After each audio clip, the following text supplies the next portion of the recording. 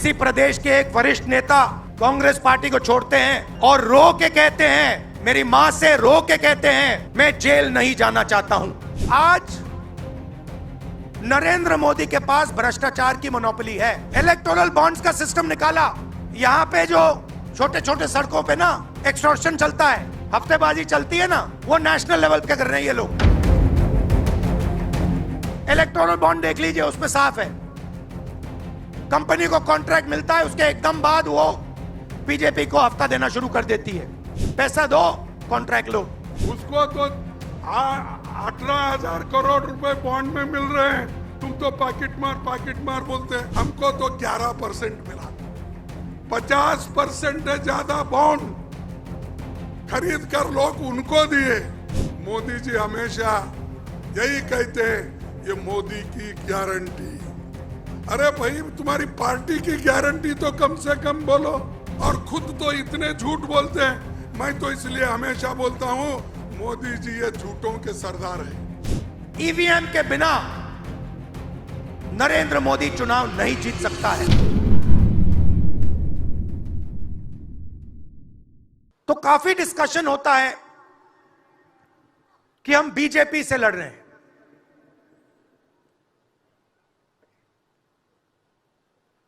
लोग सोचते हैं कि हम सब एक राजनीतिक दल के खिलाफ लड़ रहे हैं। देश भी सोचता है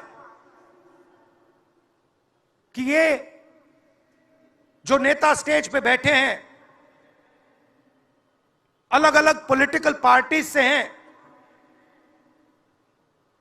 ये एक राजनीतिक पार्टी से लड़ रहे हैं। ये सच नहीं है, ये गलत है। हम राजनीतिक पार्टी से नहीं लड़ रहे हैं और यह समझने की जरूरत है। हिंदुस्तान के युवाओं को यह बात समझनी होगी। कोई और कहता है ये सब लोग एक व्यक्ति के खिलाफ लड़ रहे हैं, नरेंद्र मोदी के खिलाफ लड़ रहे हैं। नहीं, हम एक व्यक्ति के खिलाफ भी नहीं लड़ रहे हैं।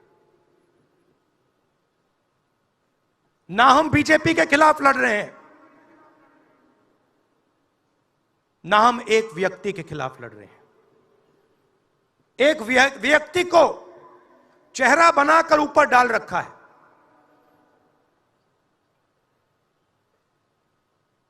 हिंदू धर्म में शक्ति शब्द होता है।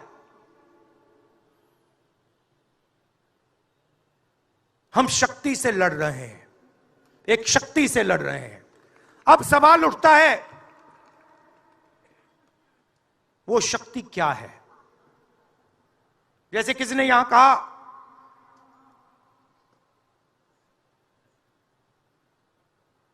राजा की आत्मा ईवीएम में है। सही है, सही है। राजा की आत्मा ईवीएम में है।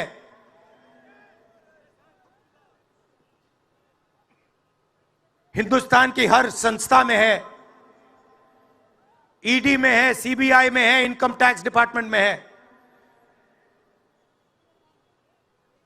एक वरिष्ठ नेता, नाम नहीं लेना चाहता हूं, इसी प्रदेश के एक वरिष्ठ नेता कांग्रेस पार्टी को छोड़ते हैं और रो के कहते हैं, मेरी मां से रो के कहते हैं कि सोनिया जी, मुझे शर्म आ रही है, मेरे में इन लोगों से, इस शक्ति से लड़ने की हिम्मत नहीं है, मैं जेल नहीं जाना चाहता हूं। और ये एक नहीं है, ऐसे हजारों लोग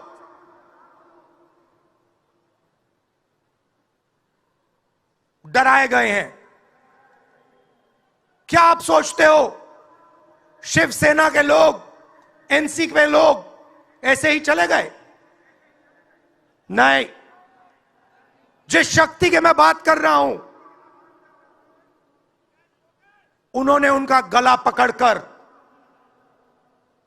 उनको बीजेपी की ओर किया है और वो सब डर के गए हैं। यहां किसी ने ईवीएम की बात की, मैं आपको बता रहा हूं, ईवीएम के बिना नरेंद्र मोदी चुनाव नहीं जीत सकता है। इलेक्शन कमीशन से हमने कहा कि एक काम कीजिए, विपक्ष की पार्टी को ये मशीनें दिखा दीजिए, खोल के हमें दिखा दीजिए ये कैसे चलती हैं, हमारे एक्सपर्ट्स को दिखा दीजिए। इलेक्शन कमीशन नहीं दिखाता। फिर हमने कहा देखिए, इसमें से कागज निकलता है, वोट मशीन में नहीं है, वोट कागज में है। ठीक है, आप मशीन चलाइए, मगर कागज की भी गिनती कर दीजिए। इलेक्शन कमीशन कहता है नहीं, कागज की गिनती नहीं होगी। क्यों नहीं होगी?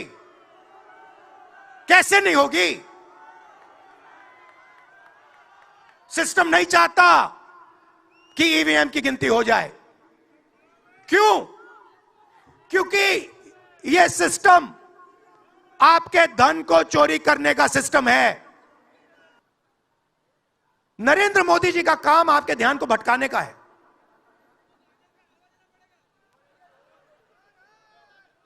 कभी आपसे कहेंगे देखो देखो, चाइना की ओर देखो, पाकिस्तान की ओर देखो। कभी मोबाइल फोन की लाइट ऑन कर देंगे, थाली बजाओ।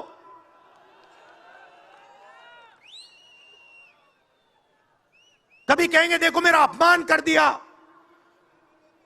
जैसे अभी किसी ने उनकी पत्नी के बारे में बोला, अब कहेंगे देखो मेरा अपमान कर दिया, ध्यान भटकाने के लिए। अब देखना होगा।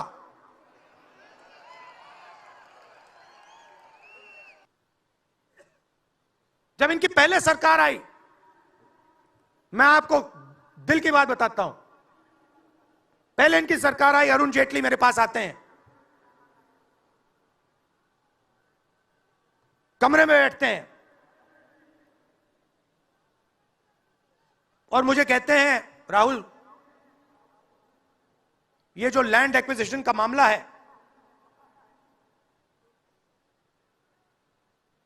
तुम इस पर मत बोलो। क्यों नहीं बोलूं? जनता का मामला है। अगर बोलोगे तो तुम्हारे ऊपर हम केस लगाएंगे। लगाओ केस, मुझे कोई फर्क नहीं पड़ता। क्या कर लोगे मेरा? ईडी वाले आए, 50 घंटे बैठा दिया।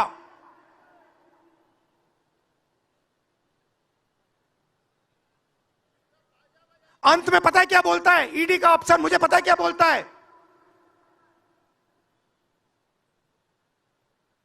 कहता है राहुल जी, आप किसी से नहीं डरते हो, आप नरेंद्र मोदी को हरा सकते हो।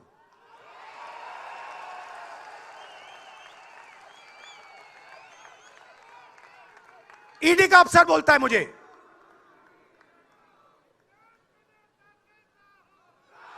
मगर मैं राहुल गांधी नहीं हूं। आप यह मत सोचो कि मैं राहुल गांधी हूं। आप यह मत सोचो कि उद्धव ठाकरे हैं। यह नहीं है, यह हिंदुस्तान की आवाज है। आप देखिए, हर प्रदेश से यहां लोग बैठे हैं, हर व्यक्ति ने अपनी यहां बात रखी। स्टालिन जी ने अपनी बात रखी, सोरेन जी ने अपनी बात रखी। यह हिंदुस्तान बोल रहा है। नरेंद्र मोदी जी की मीटिंग देखिए, वहां सिर्फ एक व्यक्ति बोलता है।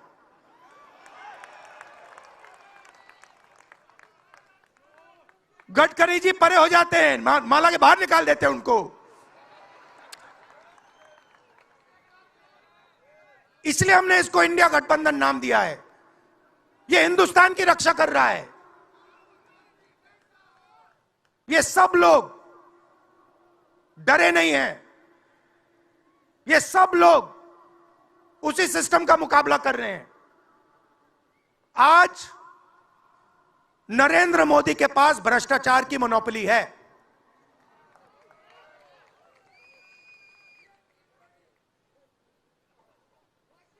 इलेक्टोरल बॉन्ड्स का सिस्टम निकाला। मैं आपको समझाता हूं। यहां पे जो छोटे छोटे सड़कों पे ना एक्सटॉर्शन चलता है, हफ्तेबाजी चलती है ना, वो नेशनल लेवल पे कर रहे हैं ये लोग। मैं बता देता हूं, 4 तरीके की हो रही है। एक, पहले ये कॉन्ट्रैक्ट देते हैं, सरकार कॉन्ट्रैक्ट देगी और सीधा परसेंटेज लेगी।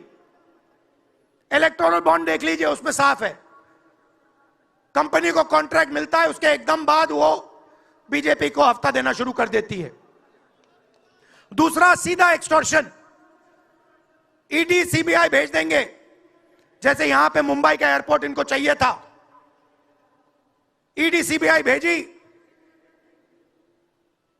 एयरपोर्ट किसी और को पकड़ा दिया, सीधा एक्सटॉर्शन। तीसरा, शेल कंपनी, जैसे यहां भी किसी ने कहा, अंबेडकर जी ने कहा, कंपनी की प्रॉफिट ही नहीं है और उससे ज्यादा पैसा वो बीजेपी को दे रही है। और चौथा, कॉन्ट्रैक्ट देने के पहले पैसा दो, कॉन्ट्रैक्ट लो। देखिए, मैं आपको एक बात कहता हूं, यहां मुंबई में किसी भी गुंडे को आप सीबीआई, ईडी और इनकम टैक्स पकड़ा दो, ठीक है, वो हो रहा है, वो ही हो रहा है। एक व्यक्ति ने इनको पकड़ रखा है, उनके पीछे एक और शक्ति है, वो कह रही है भैया आप देखो हमें ये एयरपोर्ट चाहिए। आपका एयरपोर्ट मुंबई का एयरपोर्ट है ना, आपने तो देखा, सीबीआई की इंक्वायरी हुई और उसके एकदम बाद मुंबई एयरपोर्ट अदानी जी को मिल गया। मोदी जी हमेशा यही कहते हैं, ये मोदी की गारंटी। अरे भाई, तुम्हारी पार्टी की गारंटी तो कम से कम बोलो। Modi guarantee, Modi guarantee, Modi guarantee, ये क्या है?